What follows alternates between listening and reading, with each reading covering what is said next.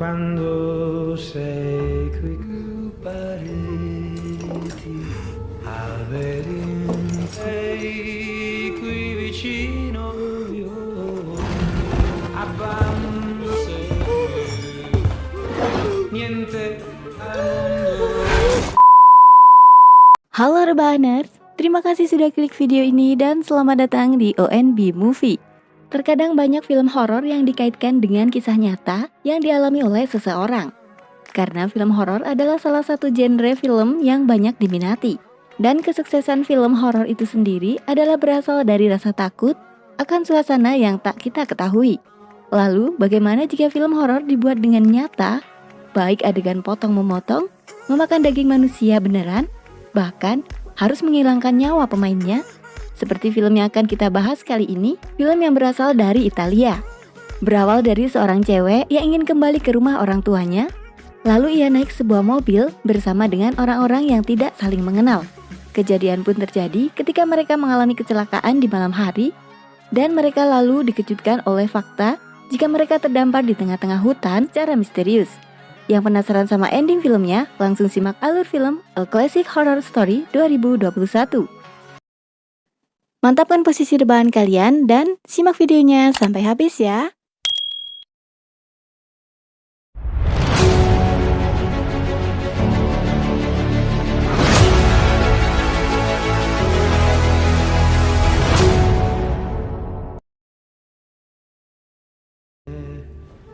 Questa stanza non ha... Diawali dengan seorang wanita yang diikat dan penuh darah di atas meja. Tak lama datang seorang membawa martil dan memukul wanita tersebut hingga tewas. Lalu scene berpindah pada seorang gadis bernama Elisa yang tengah menelpon ibunya. Di sini ia akan menemui ibunya di Calabria, salah satu kota di Italia. Dan diketahui Elisa ini sedang hamil muda. Elisa mendapat notif jika mobil jemputannya telah tiba. Elisa menaiki sebuah van atau semacam minibus milik seorang pria bernama Fabrizio, yang dimana dalam bus tersebut berisi hanya 5 orang, yaitu Sofia, bersama dengan kekasihnya bernama Mark, dan Ricardo seorang dokter, sedangkan Fabrizio adalah pemilik bus travel tersebut. Namun ia sangat terobsesi ingin membuat film sehingga ia selalu mengupload perjalanannya ke sosial media. Saat perjalanan mereka melewati hutan belantara, dan untuk menghilangkan jenuh, mereka pun berpesta bir di mobil yang membuat mereka sedikit mabuk. Di tengah-tengah perjalanan, Elisa merasa mual, sehingga mobil pun berhenti. Ketika akan memulai kembali perjalanan, ada perdebatan kecil antara Mark dan Ricardo, dikarenakan Mark mengambil alih kendali sebagai supir. Namun perjalanan pun tetap dilanjutkan. Hari mulai gelap, semua telah tertidur terkecuali Mark dan Fabrizio yang duduk di depan. Mark yang terus meneguk birnya, tiba-tiba mereka melihat bangkai rusa yang tergeletak di jalan. Hal itu membuat Mark membanting setir dan keluar dari area jalan dan menabrak sebuah pohon. Di malam itu tidak ada yang sadarkan diri. Di esok harinya, keadaan menjadi genting karena kaki Mark terjepit dan Ricardo yang kebetulan adalah seorang dokter pun memberikan pertolongan pertama sedangkan Elisa mencoba menghubungi telepon darurat. Namun sayangnya lokasi di area itu tidak ada sinyal. Saat Elisa melihat keluar jendela, rupanya mereka berada di sebuah lapangan kosong dengan dikelilingi pohon. Tak jauh dari sana ada sebuah rumah kecil dan mereka pun menuju ke rumah tersebut dan Sofia yang mencoba mencari bantuan namun tidak ada jawaban. Mereka pun kembali ke mobil dan mulai menyalahkan satu sama lain. Selain itu, Mark juga berkata saat kecelakaan itu ia tidak mengingat apa-apa sampai hal yang tak masuk akal pun terjadi. Bagaimana bisa mobil mereka berada di tengah-tengah hutan? Padahal untuk melewati pepohonan saja sangat sempit. Fabrizio dan Ricardo mencoba mencari bantuan, sementara Elisa dan Sofia menunggu di mobil bersama dengan Mark. Akan tetapi saat kedua pria ini melewati hutan, terlihat ada 3 boneka yang terbuat dari ranting dan beberapa kepala hewan yang telah terpotong. Merasa ada yang aneh, mereka pun memutuskan untuk kembali ke mobil. Malam harinya mereka memutuskan untuk menginap di dalam mobil. Lalu terdengar suara teriakan yang berasal dari rumah yang tadi. Merasa penasaran, Sofia dan Elisa masuk ke dalam rumah tersebut. Di sana Sofia menemukan sebuah tangga dan Sofia pun naik ke atas disusul dengan teman-temannya. Rupanya di dalam rumah itu ada seorang anak kecil bernama Kaira yang dikurung di dalam jerami dan dengan lidah yang telah terpotong. Beberapa saat kemudian terdengar suara sirine. Kyra yang mengetahui akan adanya bahaya, ia pun merasa ketakutan. Saat mereka melihat keluar jendela, terlihat beberapa orang memasuki mobil mereka dan membawa Mark yang tengah tertidur di mobil. Sofia yang melihatnya pun bergegas ingin menolong kekasihnya tersebut, namun Fabrizio dan Riccardo melarangnya karena takut keberadaan mereka diketahui. Mark dibawa masuk ke dalam rumah itu, dia diikat dan ditidurkan di atas meja.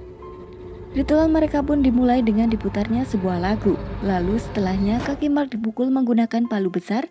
Kemudian mata Mark ditancapkan sebuah alat yang mengerikan. Sofia dan lainnya hanya bisa melihat dari atas dan menyaksikan juga mendengar jeritan kesakitan Mark. Sofia sangat terpukul melihat kekasihnya harus mati dengan cara yang tragis. Pada harinya mereka berniat untuk pergi dari tempat itu. Namun anehnya, berapa jauh mereka menyusuri hutan, mereka kembali lagi ke rumah itu. Dan lebih anehnya lagi, mobil mereka pun tidak terlihat lagi. Fabrizio merasa putus asa sebagai penunjuk arah. Di tengah keputusasaan mereka, Fabrizio menemukan sebotol bir yang kemudian dibagi sama rata dengan yang lain.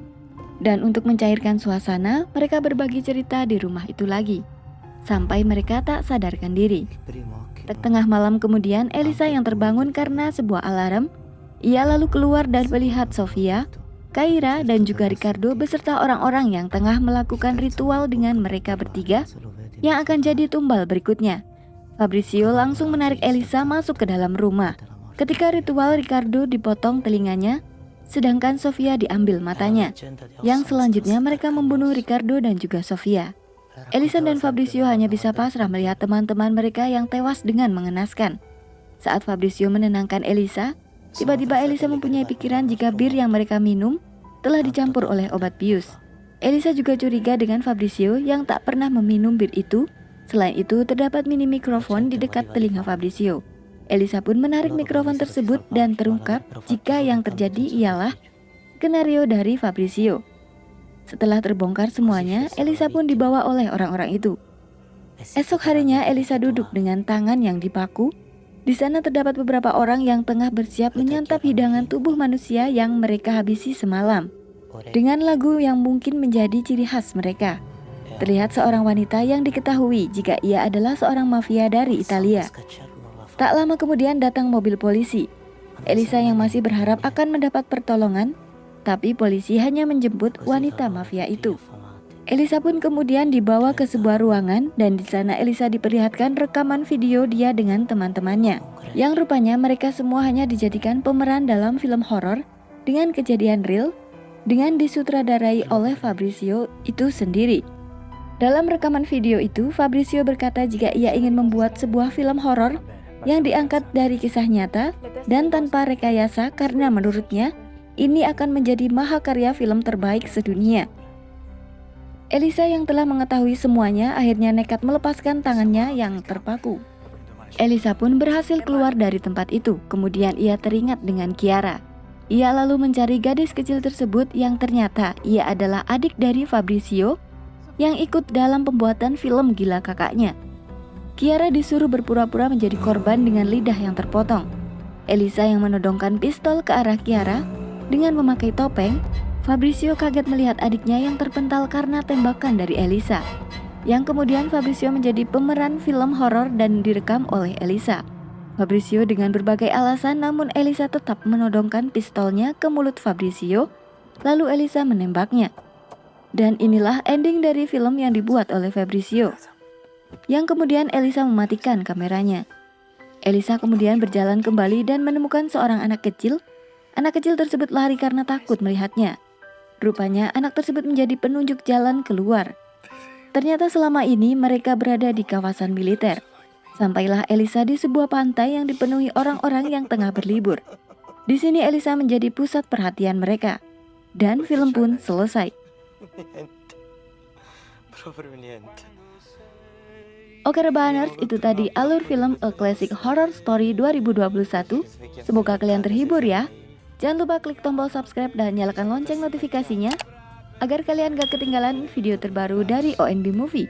Terima kasih sudah menonton dan sampai jumpa. Ecco il vostro finale.